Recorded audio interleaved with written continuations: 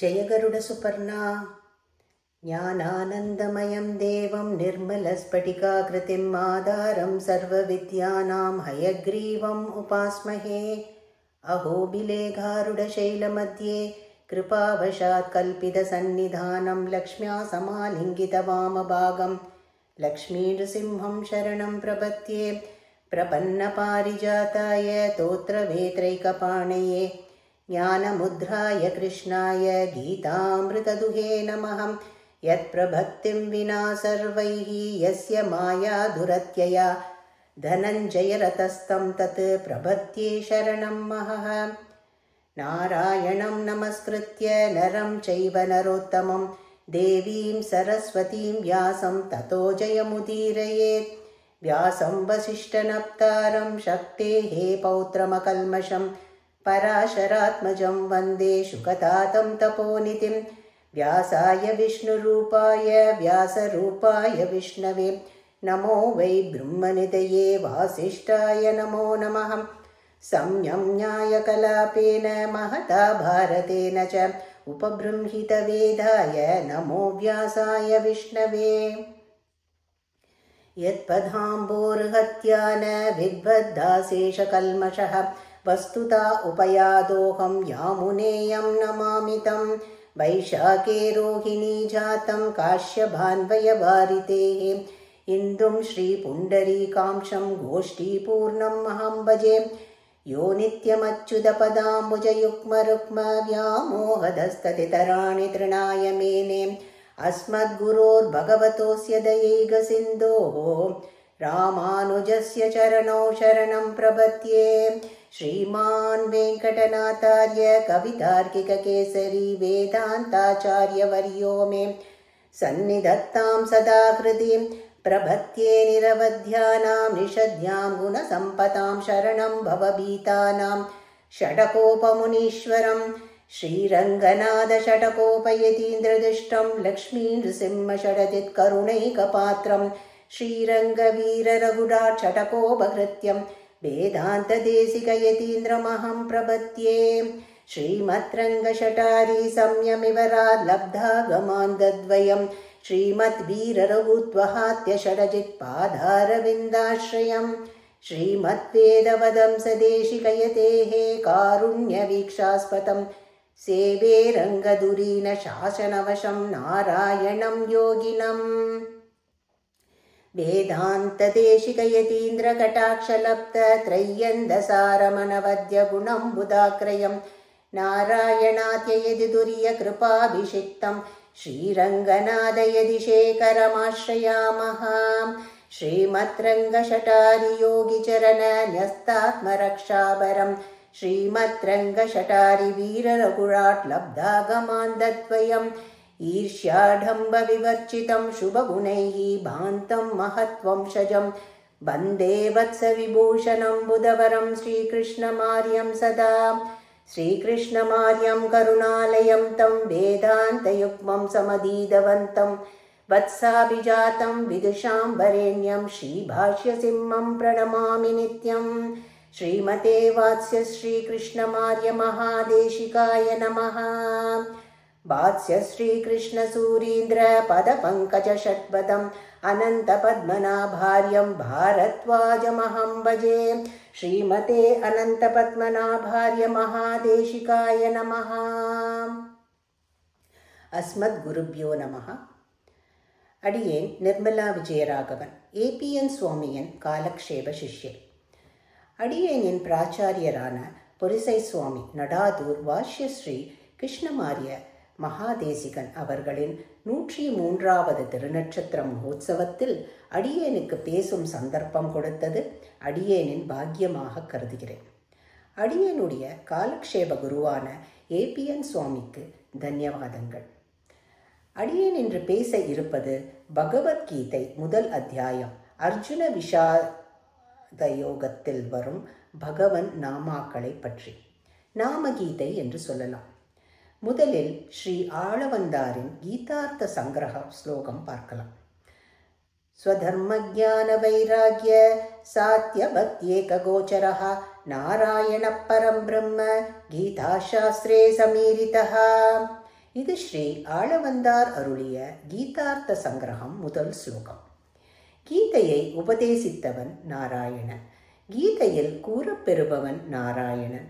பக்தியாலேயே அடையப்பெறும் நாராயணனே பரம பிராபியன் என்றும், அவனே உபாயம் என்றும், அவனே ஜெகத்காரணம் என்றும், அவனே சர்வரக்ஷகன் என்றும் எல்லா வேதங்களும் அவனையே கூறுகின்றன என்று கீதா சாஸ்திரம் கூறுகிறது.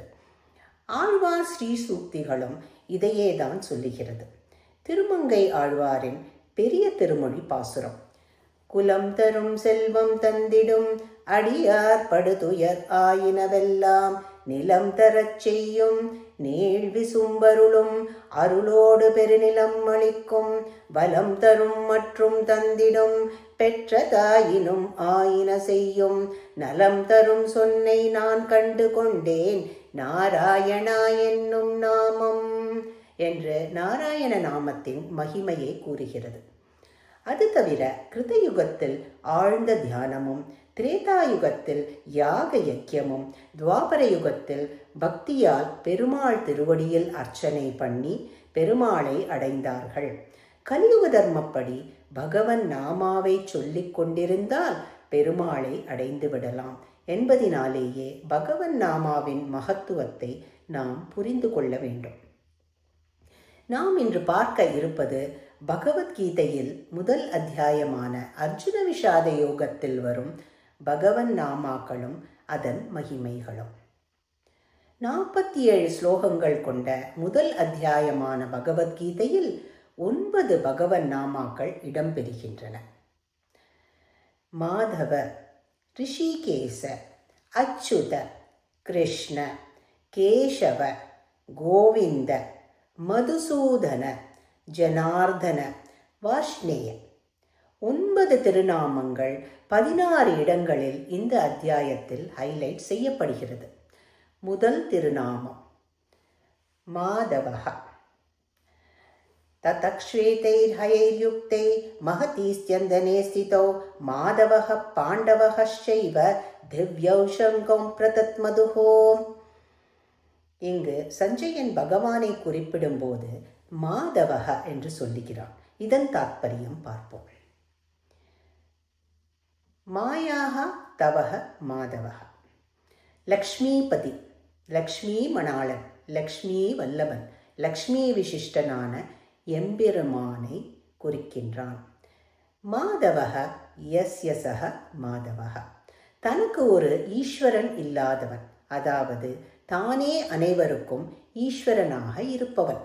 அர்ஜுனனுக்கு விஜயம் நிச்சயம் என்பதை சூச்சிப்பதற்காகவே சஞ்சயன் இங்கு மாதவஹ என்ற பதத்தை பிரயோகம் செய்திருக்கிறான். அர்ஜுனன் லக்ஷ்மிபதியுடன் சேர்ந்தவன். அவன் லக்ஷ்மி கடாட்சத்திற்கு பாத்திரமாகாமல் போவானா என்று சஞ்சயன் போர் ஆரம்பம் ஆவதற்கு முன்னமே பாண்டவர்களுக்கு வெற்றி நிச்சயம் என்பதை இந்த மாதவ என்ற நாமத்தை கூறி தெளிவுபடுத்தி விடுகிறான். பாண்டவர்கள் கிருஷ்ணனையே ஆசிரயித்தவர்கள். கிருஷ்ணனை தங்கள் பலமாக நினைப்பவர்கள். அவனை தலைவனாக கொண்டவர்கள். எப்படி ஒளிகளுக்கெல்லாம் சந்திரன் கதியோ அவ்விதமே இவர்களின் கதி கிருஷ்ணன் என்பதற்கேற்ப கண்ணனே அவர்களின் ரக்ஷகனாகிறான். இனி இந்த ஸ்லோகத்தின் விவரணம் பார்ப்போம். மனிதர்களுக்கு சத்புத்தியை கொடுத்தே தேவதைகள் காக்கின்றன. ஆகையால் தற்போது சாத்விகர்களான பாண்டவர்கள், அதிலும் குறிப்பாக அர்ஜுனன் விஷயத்தில் மிக உயர்ந்த தத்துவோபதேசமாகிய பகவத்கீதையை பரமாத்மா அருளப்போகிறான்.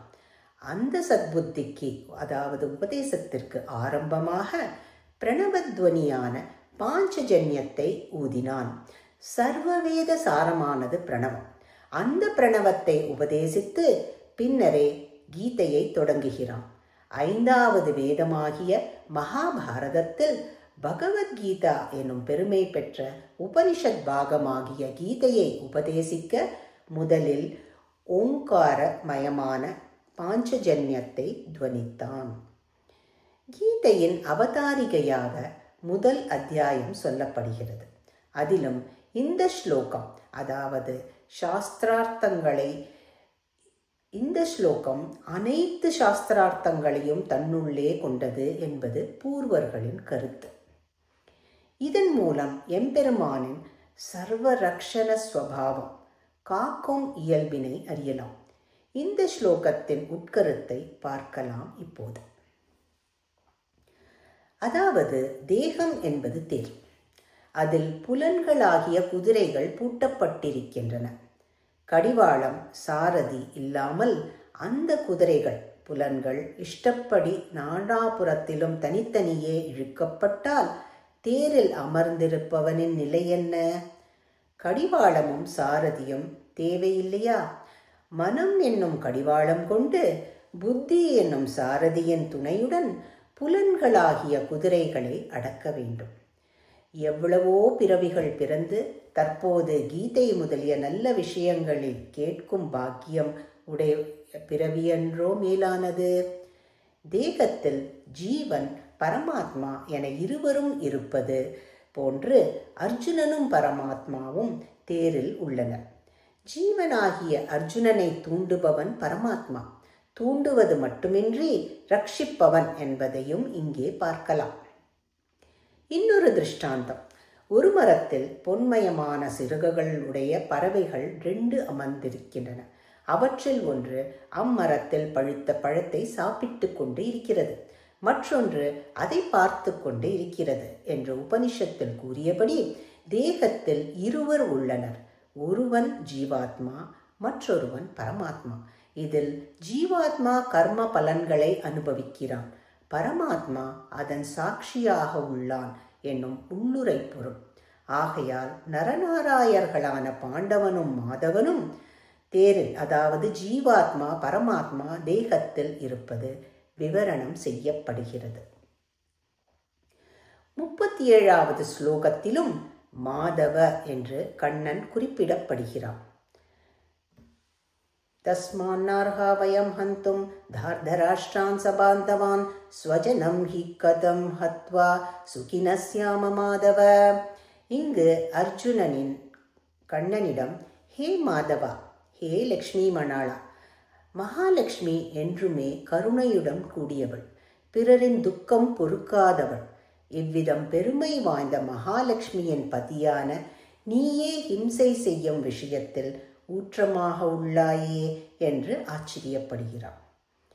எவ்விதம் ரகு என்னும் மன்னன் வம்சத்தில் பிறந்ததால் ராமன் ராகவன் என்ற பெருமை பெற்றுள்ளானோ, அதுபோன்றே யது என்னும் மன்னன் வம்சத்தில் பிறந்தவன் ஸ்ரீமாதவன். உனது வம்சத்தை சேர்ந்தவர்களாகிய அதாவது எதிர்த்தரப்பில் உள்ள யாதவ படை வீரர்களை அழிக்க நினைக்கிறாயே என்று அர்ஜுனன் கேட்கிறான். அடுத்த திருநாமம் ரிஷிகேசன். இந்த பெயர் அர்ஜுன விஷாத யோகத்தில் 3 ஸ்லோகங்களில் சொல்லப்படுகிறது. பாஞ்சஜன்யம் ரிஷிகேசோ தேவதத்தம் தனஞ்சய பௌண்ட்ரம் தத்மௌ மகாசங்கம் பீமகர்மா விருகோதரஹ. எம்பெருமானே, நீயே இந்திரியங்களின் தலைவன், புலன்களை இயக்குபவன். அதனாலேயே ரிஷிகேசன், புலன்களின் தலைவன் என்னும் பெயர் கொண்டவனாகிறாய் என்பது பிரமாணம். இங்கு துரியோதனன் முதலானோரின் இதயம் பிளந்தது என்பதை தெரிவிப்பதற்காக ரிஷிகேசன் என்னும் பதம், அதாவது புலன்களின் தலைவனின் செயலால் அவர்கள் இதயம் பிளந்தது என்பது பொருள். சஞ்சயன் கண்ணனை குறிப்பிடும் போதெல்லாம் ரிஷிகேசன் என்றே சொல்லுகிறான். அடுத்த ஸ்லோகம். ரிஷிகேசம் ததா வாக்கியம் இதமாக மஹீபதே. ஷட்குணம், 6 குணங்கள் உடையவனை பகவான் என்கிறோம். ஞானம், ஐஸ்வர்யம், சக்தி, பலம், வீரியம், தேஜஸ். தன் லீலா விபூதிக்காக ஜகத்தை தன் சங்கல்பத்தினால் சிருஷ்டி செய்தவன். இந்திரியங்களின் அதிபதி, இந்திரியங்களை தன் வசத்தில் வைத்திருப்பவன். எல்லா ஜீவன்களின் இந்திரியங்களை பிரம்மருத்ராதி உட்பட அவர்கள் இந்திரியங்களின் கண்ட்ரோலர் பகவான். தன்னிடம் சரணம் அடைந்தவர்களுக்கு கட்டுப்பட்டவன். அதனால் அர்ஜுனனுக்கு சாரதியாக இருப்பவன். இங்கு ரிஷிகேஷன் என்பதினால் பிரமாண வச்சனங்களின்படி பிரம்மா முதல் நீர் புழு வரையிலும் அனைத்துக்குள்ளும் புகுந்து நியமனம் செய்பவன் என்பது பொருளாகும். சம்ஹிதா வச்சனப்படியும் உலகத்தின் தலைவன் என்பது தெளிவு. அவன் கிருஷ்ணன், தற்போது பார்த்த சாரதி.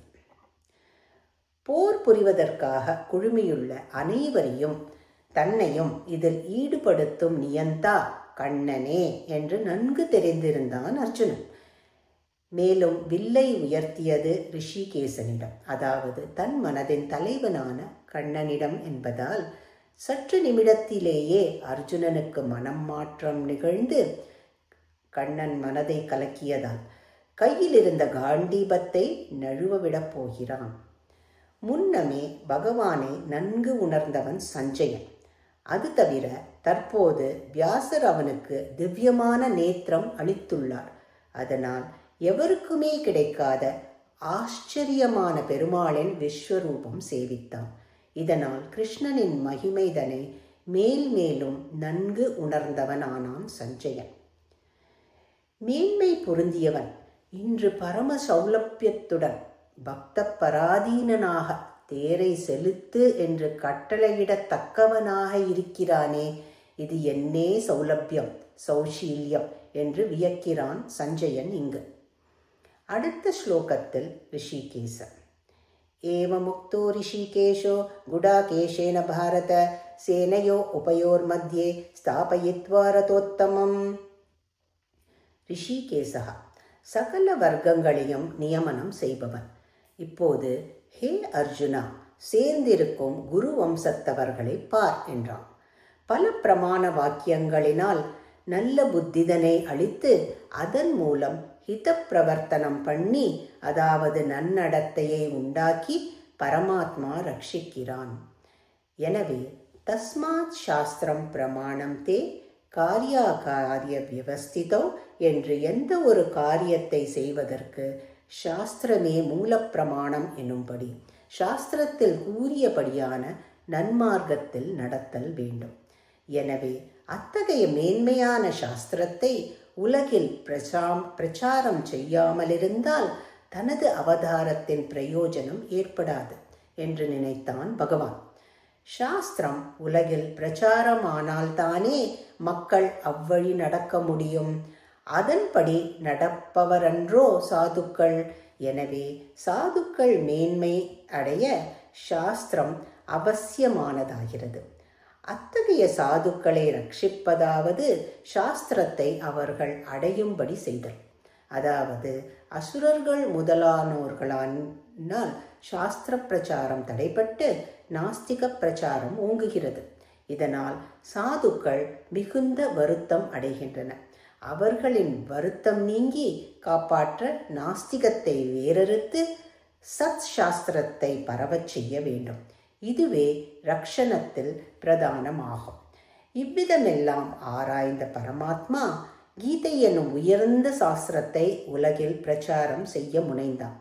சரி, அவ்வாறெனில் அதை முதலில் யாருக்கு உபதேசித்து உலகில் பரவச் செய்வது என சிந்திக்கலானாம். யாருக்கு சொல்வது எனும் கேள்விக்கு சாஸ்திரம் இவ்விதம் விடையளிக்கிறது. கேட்காத எவருக்குமே உபதேசிப்பது கூடாது. அது போன்றே நேரான வழியில் கேட்காதவனுக்கும் உபதேசிப்பது கூடாது. விஷயங்களை அறிந்தவனாயும் புத்திமான் இது போன்ற சமயங்களில் ஜடம் போன்று இருக்க கடவன் என்பது பிரமாணம். எனவே தனக்கு உபதேசிக்கும்படியாக அர்ஜுனனே கேட்கும்படி செய்வதற்கு எம்பெருமான் சங்கல்பித்தான். ஏனெனில் அர்ஜுனனுக்கு உபதேசிப்பது எனும் வழியினால் சகல சாஸ்திரங்களின் சாரமான கீதா சாஸ்திரத்தை உலகில் பரவச் செய்ய விரும்பினான். சிறந்த மேதாவியான அர்ஜுனனுக்கு சந்தேகம் வந்தால்தானே கண்ணனிடம் கேட்பான். அவன்தான் தெளிந்த புத்தி அறிவுடையவன் ஆயிற்றே. எம்பெருமான் ரிஷிகேசன் ஆயிற்றே. அதாவது இந்திரியங்களை மனதை கலக்குபவன் ஆயிற்றே. எனவே அர்ஜுனனை கலக்கினான். க்ஷத்ரியங்களின் பரம தர்மமான யுத்தத்தை அதர்மம் என நினைத்து கலங்கின அர்ஜுனனை தேற்றுவதாக கீதையை கண்ணன் உரைத்தான். இதனால் சிறந்த சாஸ்திரத்தின் அவதாரத்தினால் பகவானின் சம்ரக்ஷணத்துவம், அதாவது காக்கும் இயல்பு, அனைவரையும் ரட்சித்தல் என்பது தெரிகிறது. ரிஷிகேசனாகையால் அர்ஜுனனின் உள்ளத்தில் இருந்த தைரியத்தை விலக்கியும் உறவினர்களிடம் அபரிமிதமான கருணையையும் தோன்றச் செய்தான் ரிஷிகேசனான கண்ணன். அடுத்த நாமா அச்சுத. சேனையோர் உபயோர் மத்தியே ரதம் ஸ்தாபயமே அச்சுத யாவதேதான் நிரீக்ஷேகம் யோத்து காமான் அவஸ்திதான். இங்கு ஒரு அபூர்வ திருநாமத்தால் அர்ஜுனன் அழைக்கிறான், அச்சுத என்று. அச்சுத ந வித்யதே ஸ்யுதம் யஸ்ய சஹ அச்சுதஹ. தேசகால வைகுண்யத்தாலும் எவனுக்கு தன் பதத்திலிருந்து நழுவுதல் இல்லையோ அவன் அச்சுதன். அவதார காலங்களிலும் ஞானம், பலம், ஐஸ்வர்யம், வீரியம், சக்தி, தேஜஸ் இவற்றின் இருப்பிடமாய் தன் சங்கல்பத்தினாலேயே எல்லா லோகங்களுடைய சிருஷ்டி, ஸ்திதி, சம்ஹாரம் என்று இவற்றை விளையாட்டாக செய்பவன். நஸ்யாவயதீதி அச்சுதஹ. நஸ்யாவயதீதி அச்சுதஹ. தன்னை ஆசிரியித்தவனை நழுவ விடாதவனான சர்வேஸ்வரன். ஆசிரிதனான என்னுடைய பக்திக்கு வசப்பட்டு தேரோட்டும் வியாபாரத்திலிருந்து என்னை நழுவ விடாதவன் என்பதற்காக அர்ஜுனன் அச்சுத என்கிறான். இதன் பொருள் சரணாகதர்களை நழுவ விடாதவன் என்று அர்த்தம். இவ்விதம் அச்சுத என்பதாலேயே அர்ஜுனன் கிருஷ்ணனின் பரத்வத்தை நன்கு உணர்ந்தவன்தான் என்பது தெளிவாக தெரிகிறது. அத்தகைய பெருமை உடையவனை தனக்கு சாரதியாக நியமனம் செய்வது எப்படி தகும் என்று அவன் பயந்திருந்தான். ஹே கிருஷ்ணா, நீ எஜமானனாக ரதியாக இருந்து அடியேன் அர்ஜுனன் சாரதியாக இருக்க வேண்டும். ஆனால் இந்த யுத்தத்தில் ஆயுதம் எடுப்பதில்லை என்று நீ சபதம் செய்து இருக்கிறாய். கையில் வெறும் குதிரை சவுக்கையே பிடித்துள்ள உன் நியமனத்தாலன்றோ நான் தேர்தட்டிலும் நீ தாழவும் நிற்கிறாய். ஆகாயம் இடிந்து விழலாம், பூமி பிளக்கலாம், இமயமலை பொடி பொடியாகலாம், சமுத்திரம் வற்றலாம். ஆனால் திரௌபதியே, என் வார்த்தை பொய்க்காது என்று சொன்னவன் நீ. ஆகையால் உன் சத்திய சங்கல்பத்தினால் காப்பவன் கண்ணபிரானாகிய நீ அச்சுதன், நம்பியவர்களை கைவிடாதவன் என்கிறான் அர்ஜுனன். மற்றும் ஒரு பொருள், பெரியோர்கள் தங்களின் மேன்மையை மறைத்து கொண்டு தாழ நின்றாலும் அவர்களின் மகிமை குறையாது. அதுபோன்றே சாரதியாக நீ நின்றாலும் உனது மகிமையிலிருந்து நழுவாதவனே என்பது பொருள். இன்னொரு விதமாகவும் இதன் பொருளை சுவைக்கலாம். வனபருவத்தில் கண்ணனின் பிரபாவத்தை மார்க்கண்டேயர் வர்ணிக்கிறார். அவரால் தூண்டப்பட்ட பாண்டவர்கள் திரௌபதியை முன்னிட்டு கொண்டு கிருஷ்ணனை சரணடைந்தனர்.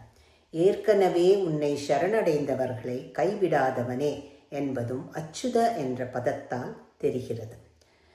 ஒருமுறை என் திருவடிகளில் சரணம் என்று தஞ்சம் அடைந்தவனுக்கு அபயம் அளிக்கிறேன். சக்ருத்தேவ பிரபன்னாய தவாஸ்மீதி யாச்சதே அபயம் சர்வபூதேப்யோ ததாமி ஏதத் விரதம் மம. இது என்னுடைய மேலான விரதம் என்று ராமாவதாரத்தில் சொல்லியபடி எங்களை காக்கும் பொறுப்பினை உன்னிடம் ஒப்படைத்து உள்ளோம். உனது அந்த காப்பாற்றும் விரதம் எவ்விதம் குலையாதோ அவ்விதம் நீ காக்க வேண்டும் என்பதினால் அச்சுதன். ஆளவந்தார் சோஸ்திர ரத்னத்தில் 25வது ஸ்லோகத்தில் சொல்லுகிறார், ஹே பிரபு, துக்கத்திலேயே பிறந்து புரண்டு வளர்ந்தவன் நான். எனக்கு துக்கம் ஒன்றும் புதியதல்ல. ஆனால் உன்னிடம் சரணம் என்று அடைக்கலம் வந்தவனுக்கு மீண்டும் துயரம் உண்டானது என்றால் அது உன் பெருமைக்கு துளியும் அழகல்லவே. இதனால் அடைக்கலமாக வந்தவனை ஒருபோதும் நழுவ விடாதவன் அச்சுதன் என்று சிறப்பான பல அர்த்தங்கள் இந்த நாமாவிலே காணலாம். அடுத்து கிருஷ்ண. இந்த பதம் 3 ஸ்லோகங்களில் வருகிறது. அர்ஜுன உவாச்ச திருஷ்ட்வேமம் ஸ்வஜனம் கிருஷ்ண யுயுத்சம் சமுபத்சிதம் என்று ஆரம்பிக்கும் ஸ்லோகம். இங்கு கிருஷ்ணன் என்று அழைப்பதை கவனிக்க வேண்டும். திருஷ்ட்வா என்பதிலுள்ள துவா என்னும் விகுதியை பிரத்யயத்தை கவனித்தால் இதன் சுவாரஸ்யம் புரியும். அதாவது முன்னமே கிருஷ்ண என்று அழைக்காமல் இந்த அணிவகுப்பை பார்த்த பிறகு அழைக்கிறார். இதன் காரணத்தை ஆராயலாம். ஹே கிருஷ்ணா, இப்படி பூலோகத்தில் உள்ள அனைத்து பிராணி வர்க்கங்களையும் காப்பாற்றுவதற்காகத்தானே நீ அவதரித்துள்ளாய். இப்போது இவர்களையும் காக்க வேண்டாமா? காக்கும் இயல்பினன் கண்ணபிரானன்றோ? இவ்விதம் இல்லையென்றால் உன் பெயருக்கு களங்கம் ஏற்படுமே. உலகில் புண்ணியஜனாக என்று ராட்சசர்களுக்குத்தானே பெயர். மகாவிருக்ஷம் என்பதற்கு கள்ளிச்செடி என்றல்லவோ பெயர். இவையெல்லாம் சம்ஸ்கிருத பாஷையில் வருகின்றன. அதே போன்று கிருஷ்ணன் என்பதற்கு காக்கும் இயல்பினன் என்பதற்கு மாறாக அழிக்கும் இயல்பினன் என்று பொருளாகிவிடுமே. ஆகையால் ஸ்வஜனம் திருஷ்டுவா, தனது பந்துக்களை கண்டு அவர்கள் அழியாமல் காப்பாற்றப்பட வேண்டும் என்று கிருஷ்ணா என்று அழைக்கிறான். ந காங்ஷே விஜயம் கிருஷ்ண நச்ச ராஜ்யம் சுகானி ச கிம் நோ ராஜ்யேன கோவிந்த கிம் போகை ஜீவிதேனவா அதர்மாபி பவாத் கிருஷ்ண பிரதுஷ்யந்தி குலஸ்திரியா என்று கிருஷ்ணா என்று அழைக்கிறான் இங்கு. அதன் பொருள் கூர்ம புராணத்தில் விவரிக்கப்படுகிறது. எந்த ஒரு காரணத்தினால் இவ்வுலகம் அனைத்தையும் உன் வசத்தில் இழுக்கிறாயோ அதனால் உனக்கு கிருஷ்ணன் இழுப்பவன் என்று மகரிஷிகள் கூறுகிறார்கள். ஆகையால் இதுவரையிலும் என் மனதை உன் வசத்தில் நீயே இழுத்திருக்கிறாய். அதனால் தான் நானும் போர் புரிய நிச்சயித்தேன். இனியும் என் மனதை போரில் ஈடுபடுத்தாதே, எனக்கு ஜெயமும் சுகமும் தேவையில்லை என்று அர்ஜுனன் சொல்லுவதாக பொருள்.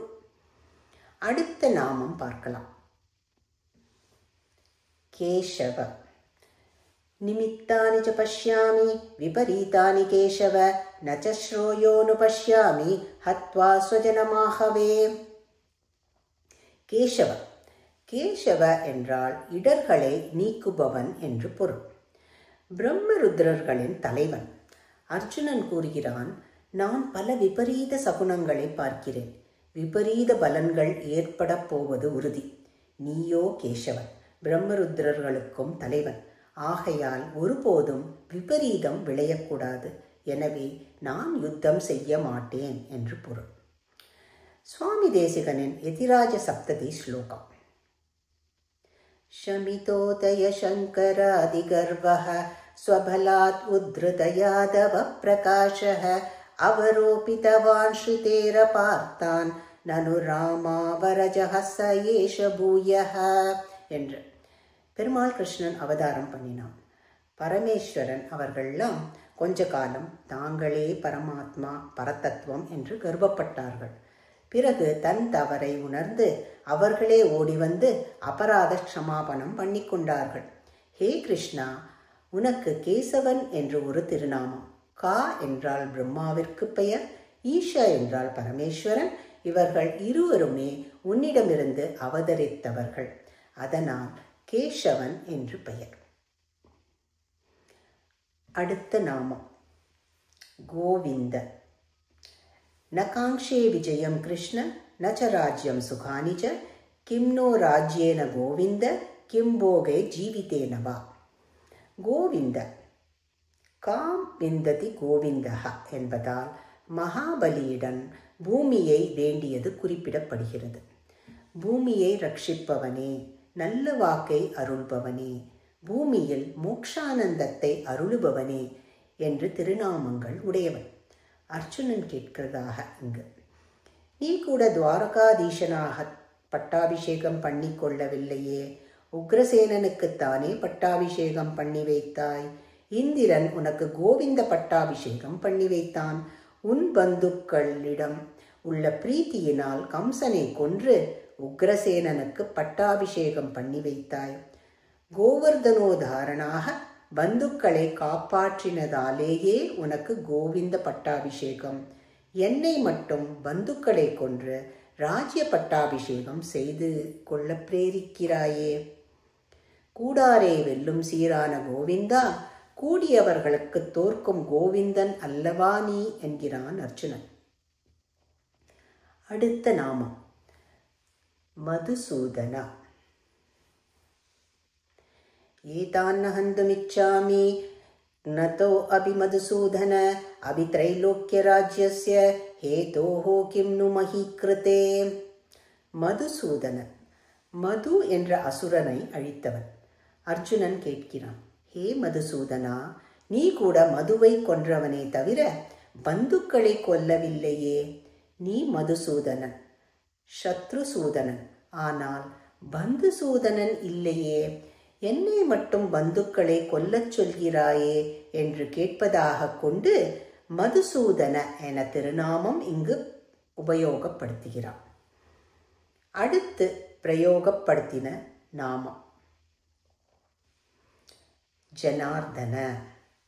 இந்த நாமம் 3 ஸ்லோகங்களில் சொல்லப்படுகிறது.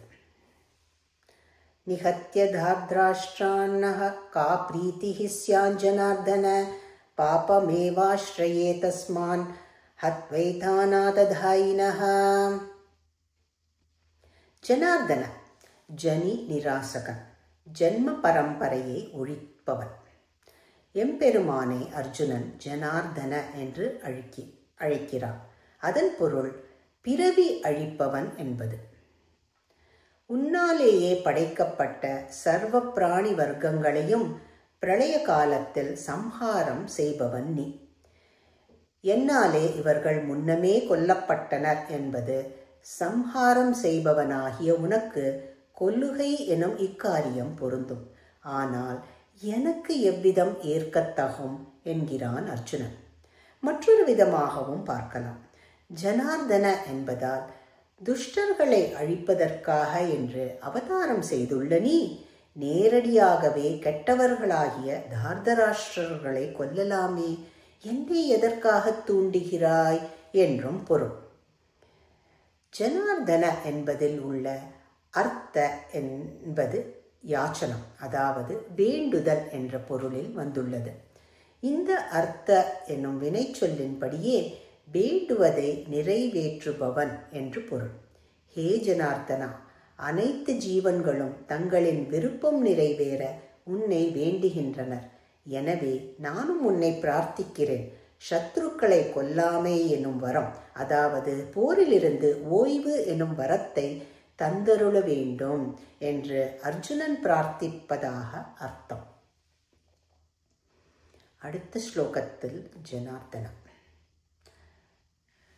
கதம் ந ஞேயமஸ்மாபிஹி பாபான் தஸ்மான் நிவர்த்திதும் குலக்ஷய கிருதம் தோஷம் பிரபஷ்யத்பிர் ஜனார்தன. உத்சன்ன குலதர்மானாம் மனுஷ்யானாம் ஜனார்தன நரகே நியதம் வாசோ பவதீத்யனு சுஷ்ரும.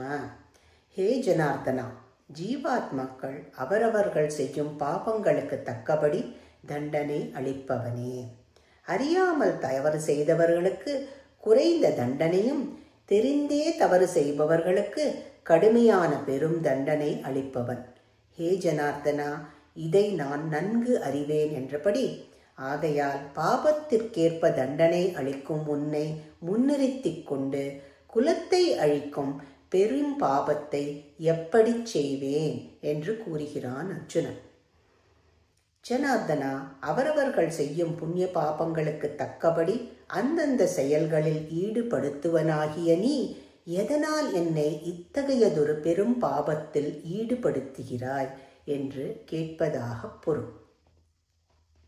அடுத்த நாமம் வாஷ்ணேயः. அதர்மாபி பவாத் கிருஷ்ண பிரதுஷ்யந்தி குலஸ்திரியः ஸ்திரீஷு துஷ்டாஷு வாஷ்ணேய ஜாயதே வர்ணசங்கரः. விஷ்ணு வம்சத்தில் வந்த கிருஷ்ணா, எப்படி விஷ்ணு வம்சம் உன்னால் ரட்சிக்கப்பட வேண்டியதோ அதே போன்று கௌரவர்களின் வம்சமும் என்னால் ரட்சிக்கப்பட வேண்டியது என்கிறான் அர்ஜுனன். அதனாலேயே வாஷ்ணேய. இந்த முதல் அத்தியாயத்தில் அர்ஜுனன் பெருமாளின் பல நாமாக்களை சொல்லி நாம சங்கீர்த்தனமே பண்ணுகிறான். இவ்வளவு நாமாக்கள் சொன்னால்தான் பாவம் போகும். பாவம் போனால்தான் கீதாச்சாரியனான கண்ணனின் உபதேசத்திற்கு அருகன் ஆகிறான். அடுத்த அத்தியாயத்தில் கண்ணனை சரணடைந்து கீதோபதேசம் பெற ஆரம்பிக்கிறான். நாமும் பகவன் நாமாக்களை சொல்லி கண்ணனின் பாதார விந்தங்களை ஆசிரயித்து உய்வோம். அடியேன். ஸ்ரீகிருஷ்ணமார்யம் கருணாலயம் தம் வேதாந்தயுக்மம் சமதீதவந்தம் வத்சாபிஜாதம் விதுஷாம் வரேண்யம் ஸ்ரீபாஷ்ய சிம்மம் பிரணமாமி நித்யம்.